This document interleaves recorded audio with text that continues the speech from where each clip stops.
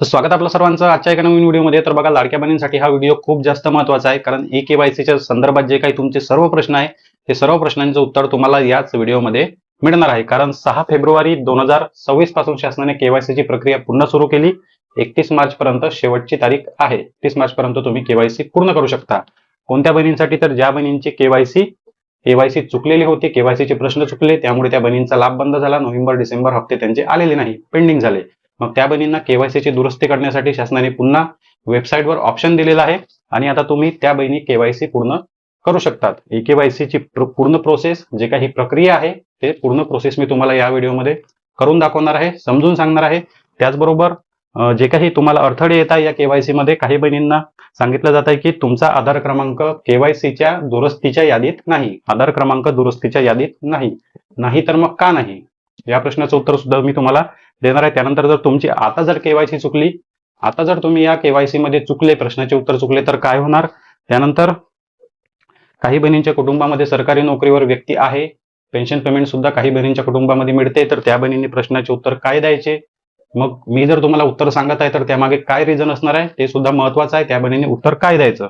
त्यानंतर जे काही लाडक्या बहिणींचे नोव्हेंबर डिसेंबर जानेवारी हप्ते पेंडिंग झालेले आहे, आता केवायसी जर पूर्ण केली तर मग तीनही हप्ते एकत्र मिळतील का, या केवायसीची चौकशी कशा प्रकारे होईल आणि तुमचा लाभ कधीपासून सुरू होईल. ओव्हरऑल सर्व प्रश्नांची उत्तरं, केवायसीची पूर्ण प्रोसेस, जशी प्रोसेस समोर जाईल तसे तसे तुम्हाला तुमच्या सर्व प्रश्नांची उत्तर मिळेल. त्यासाठी व्हिडिओ शेवटपर्यंत पहा. तर बघा, सर्वप्रथम केवायसीची वेबसाईट ओपन करून घ्यायची. वेबसाईट हा व्हिडिओचा कमेंट बॉक्स ओपन करा आणि सर्वात पहिली लिंक आहे त्यावर तुम्हाला क्लिक करून वेबसाईट ओपन करून घ्यायची आहे. तुम्ही वेबसाईट ओपन केली, अशा प्रकारे तुमच्यासमोर इंटरपेज ओपन होईल आणि या ठिकाणी स्पष्ट लिहिलेलं आहे की ज्या बहिणींची केवायसी चुकली, फक्त त्याच बहिणींसाठी ई केवायसी पुन्हा करण्याची संधी आहे. तर या ठिकाणी आपण क्लिक करू. या ठिकाणी क्लिक केल्यानंतर आता आधार क्रमांक टाकण्याचं, कॅप्चा कोड टाकण्याचं पेज या ठिकाणी ओपन झालं.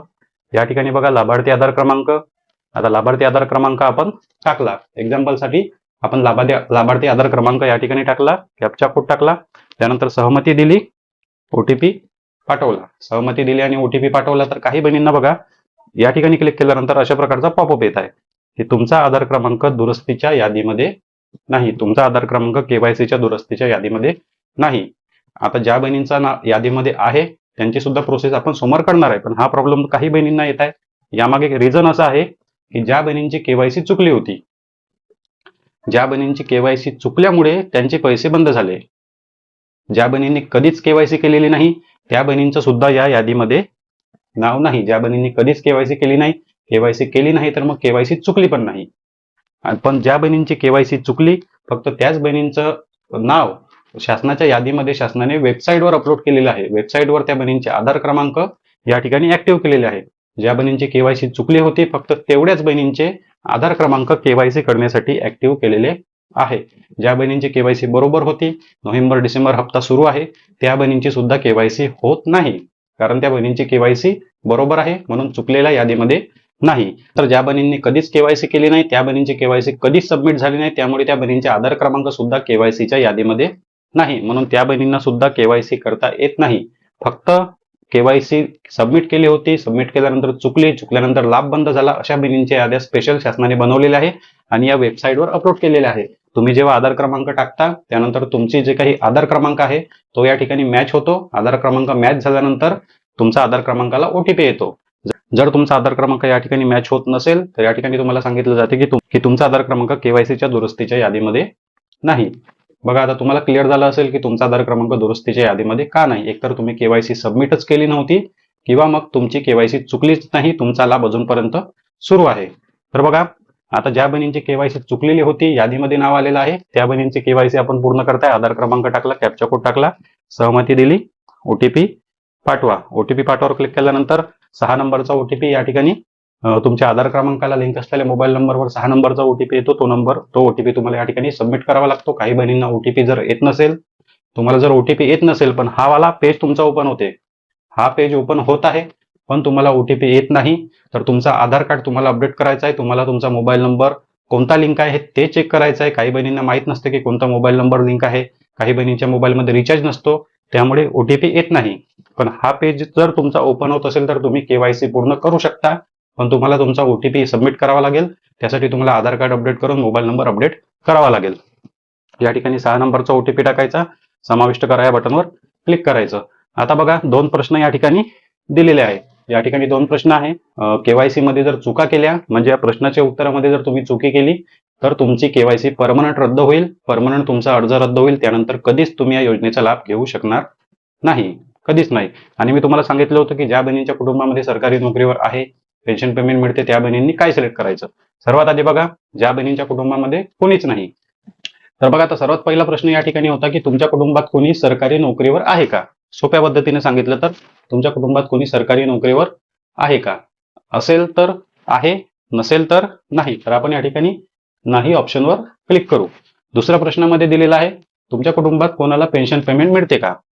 तुमच्या कुटुंबात कोणाला पेन्शन पेमेंट मिळते का. तुमच्या कुटुंबात कोणाला पेन्शन पेमेंट मिळते का. तर मिळत असेल तर हो, नसेल मिळत तर नाही. जास्तीत जास्त बहिणींनी नाही सिलेक्ट करायचं. जर तुम्हाला योजनेसाठी पात्र व्हायचं असेल, तुम्हाला तुमचा लाभ सुरू ठेवायचा असेल तर जास्तीत जास्त बहिणींनी दोन्ही प्रश्नाचे उत्तर नाहीच द्यायचे आहे. दोन्ही प्रश्नाचे उत्तर नाही द्यायचे जास्तीत जास्त बहिणींनी. आणि जर मग तुमच्या कुटुंबात कोणत्याही व्यक्तीला सरकारी नोकरी असेल किंवा मग पेन्शन पेमेंट मिळत आहे तर मग काय करायचं. तर बघा माझ्या मते मी तुम्हाला गायडन्स करतो, तुम्ही सुद्धा त्या प्रश्नाचं उत्तर नाही सांगा. त्यांना सांगा की पेन्शन पेमेंट आमच्या कुटुंबात नाही, सरकारी नोकरी सुद्धा आमच्या कुटुंबामध्ये नाही.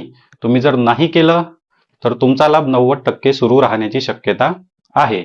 तुम्ही जर आहे केलं, तुम्ही जर आहे म्हणून सांगितलं तर तिथेच तुमचे KYC रिजेक्ट, तुमचा अर्ज रद्द. कारण तुम्ही स्वतः सांगत आहे की आमच्या कुटुंबात सरकारी नोकरी आहे, स्वतः सांगत आहे की पेन्शन पेमेंट मिळते. त्यामुळे शासन या ठिकाणी जे काही KYC करणार आहे, KYC ची प्रक्रिया शासनाने कशा प्रकारे केली तर प्रश्नाच्या उत्तरावरून. तुम्ही सांगितलं की नोकरी नाही तर पास, पेन्शन पेमेंट मिळत नाही तर तुमचे KYC पास. इमानदारी जर या ठिकाणी दाखवली तर तुमचा लाभ बंद होण्याची शक्यता आहे. नाही म्हणून सांगा, लाभ सुरू राहील. तुमच्या पती वडिलांच्या आधार क्रमांकावरून जर त्यांनी चौकशी केली तर मग कदाचित नशिबाने तुमचा लाभ बंद होऊ शकतो. बरोबर, नशिबाने तुमचा लाभ बंद होऊ शकतो. कारण बघा मागच्या KYC मध्ये सर्वात आधी जेव्हा KYC सुरू झाली होती तेव्हा आपण पती आणि वडिलांचा आधार क्रमांक दिला. आपल्याला वाटलं की पती आणि वडिलांच्या आधार कार्डवरून सरकार माहिती काढतील आणि आपल्याला पात्र अपात्र करतील. पण असं जर असतं तर ज्या बहिणी पात्र आहे त्या बहिणी सुद्धा अपात्र झाल्या नसत्या. ज्या बहिणींच्या कुटुंबामध्ये सरकारी नोकरी नाही त्या बहिणींचा सुद्धा लाभ बंद झाला. बरोबर, त्या बहिणींचा सुद्धा लाभ बंद झाला. मग याचा अर्थ काय तर पती वडिलांच्या आधार कार्डवरून चौकशी झाली नाही. पती वडिलांच्या आधार कार्डवरून चौकशी झाली नाही.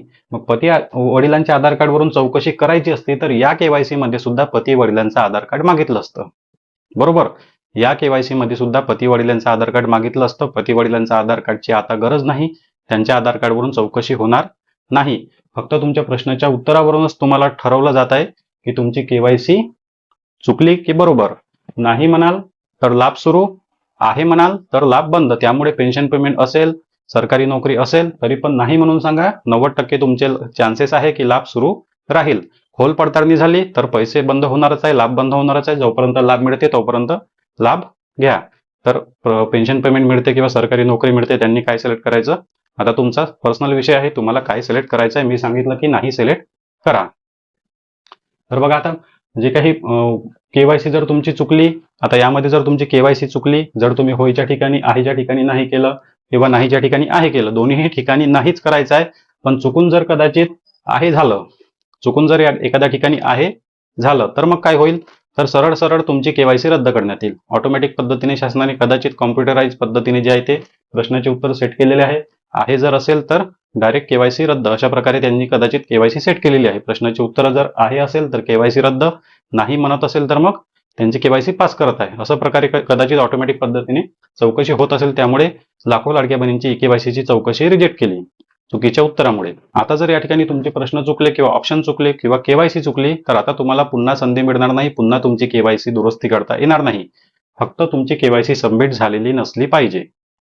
तुम्ही जर KYC सक्सेसफुल सबमिट केली तर तुमची KYC तुम्हाला पुन्हा दुरुस्ती करता येणार नाही. तुमचं जर ऑप्शन या ठिकाणी क्लिक करताना जर चुकलं, जर तुमचं ऑप्शन या ठिकाणी क्लिक करताना चुकलं तर मग मोबाईल बंद करा, KYC पुन्हा बंद करा, पुन्हा आधार क्रमांक, पुन्हा OTP टाकून पुन्हा KYC सुरू करून पुन्हा या पेजवर या. पुन्हा या पेजवर येऊन त्यानंतर योग्य पर्याय निवडून KYC सबमिट करा. पण KYC जर तुमची सक्सेसफुल सबमिट झाली आणि नंतर जर KYC चुकली तर तुमचा लाभ पुन्हा कधीच सुरू होणार नाही. आणि तर तुमची केवायसी डायरेक्ट रिजेक्ट होऊन जाईल आणि तुम्हाला कधीच पुन्हा केवायसी दुरुस्त करण्याची संधी मिळणार नाही. शासन समजून जाईल त्या ठिकाणी की तुमच्या कुटुंब सरकारी नोकरीवर आहे, म्हणून तुम्ही ऑप्शन निवडला. आता ही शेवटची संधी आहे, यामध्ये बिलकुल चुकी करायची नाही, नाहीतर मग डायरेक्ट लाभ बंद लाडकी बहीण योजनेमधून तुम्हाला या ठिकाणी आउट करण्यात येईल. आणि बघा आता मग त्यानंतर दोन्ही प्रश्नाचे उत्तर दिले, त्यानंतर या ठिकाणी टिक द्यायची आपल्याला. एक टिक दिली आणि या ठिकाणी सांगितलं की दोन्ही प्रश्नाचे उत्तर बरोबर दिले, त्यासाठी आम्ही स्वतः जबाबदार आहे. एक टिक द्यायची आणि केवायसी सबमिट करायची. सबमिट बटनवर क्लिक करायचं. सबमिट बटनवर क्लिक केल्यानंतर तुमची केवायसी सक्सेसफुल सबमिट झाली. ग्रीन कलरचा पॉपअप तुम्हाला आला. आता तुमची केवायसी सबमिट झाली, बरोबर, केवायसी सबमिट झाली. तर मग आता लाडक्या बहिणी म्हणतात की आमची केवायसी सक्सेसफुल सबमिट झाली, तर आमचा लाभ कधी सुरू होईल? तर या ठिकाणी बघा, आता केवायसी फक्त तुमची सबमिट झाली, केवायसीची चौकशी होणे बाकी आहे. केवायसीची चौकशी झाल्यानंतर तुमचा लाभ पुन्हा सुरू करण्यात येईल. आता केवायसीची चौकशी फेब्रुवारी महिन्यातच पूर्ण होते का, किंवा मग त्यासाठी मार्च महिना सुद्धा निघतो? शासन तुमची केवायसीची चौकशी कोणत्या महिन्यात करते? फेब्रुवारी महिन्यात करते की मार्च महिन्यामध्ये करते? त्यावर या सर्व गोष्टी डिपेंड आहे की तुमचा लाभ कधी सुरू होईल. बरोबर, शासनाने जर तुमची केवायसी फेब्रुवारी महिन्यामध्ये पास केली तर कदाचित मार्च महिन्यापासून तुमचा लाभ सुरू होऊ शकतो. शासनाने मार्च महिन्यामध्ये केवायसी पास केली तर कदाचित एप्रिल महिन्यामध्ये तुमचा लाभ सुरू होऊ शकतो. पण कदाचित शासनाने जर ऑटोमॅटिक पद्धतीने केवायसीची चौकशी केली तर लगेचच तुम्हाला येणाऱ्या हप्त्यामध्ये सुद्धा पैसे मिळू शकतात. पण नोव्हेंबर, डिसेंबर, जानेवारी महिन्याचे हप्ते एकत्र 4,500 रुपये मिळतील का? हा एक प्रश्न लाडक्या बहिणींचा होता. तर बघा, पेंडिंग लाभ मिळत नाही. जे काही लाडकी बहीण योजनेचा रेकॉर्ड आहे, मागचा रेकॉर्ड जर तुम्ही पाहिला तर पेंडिंग लाभ मिळत नाही. ज्या महिन्यापासून तुमचा लाभ सुरू झाला, ज्या महिन्यामध्ये तुमची केवायसी पास झाली, त्याच महिन्यापासून तुम्हाला लाभ सुरू होऊ शकतो. त्याच महिन्यापासून तुम्हाला लाभ मिळेल. पेंडिंग लाभ, तुमचा मागे राहिलेले पैसे कोणत्याच महिन्याचे मिळणार नाही. पण शासनाने जर असा ऑर्डर काढला, शासनाने जर निर्णय घेतला की पेंडिंग लाभ द्यायचा, तर शासन देऊ शकते. पेंडिंग लाभ द्यायचा तर शासन देऊ शकते. पण जुन्या रेकॉर्डनुसार जर पाहिलं तर शासनाने जुने पैसे कोणत्याच बहिणींचे दिलेले नाही. त्यामुळे सर्वात आधी तुमची केवायसी सक्सेसफुल सबमिट करा आणि तुमची केवायसी तुम्हाला व्यवस्थित पूर्ण करायची आहे. जे काही प्रश्नाचे उत्तर होय नाही, कोणत्या बहिणींनी काय सिलेक्ट करायचं, मी तुम्हाला पूर्ण तुमच्या प्रश्नांचे उत्तर या व्हिडिओमध्ये दिलेले आहे. या व्यतिरिक्त आणखी काय प्रश्न असतील तर कमेंट बॉक्समध्ये विचारा. चॅनलवर नवीन असेल तर व्हिडिओला लाईक आणि चॅनलला सबस्क्राईब नक्की करा. भेटूया नेक्स्ट व्हिडिओमध्ये.